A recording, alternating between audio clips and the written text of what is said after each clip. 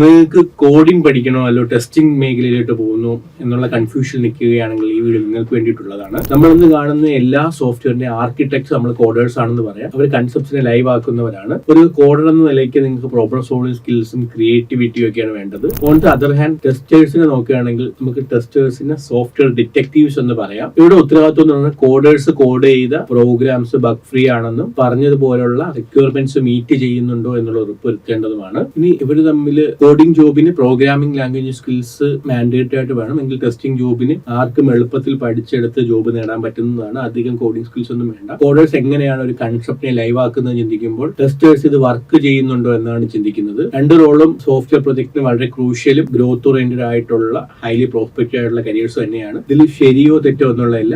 നിങ്ങൾക്ക് കോഡിംഗിലോ software ടെസ്റ്റിംഗിലോ practically oriented ആയിട്ടുള്ള mentorship നേടണമെന്നുണ്ടെങ്കിൽ connect with 97462123.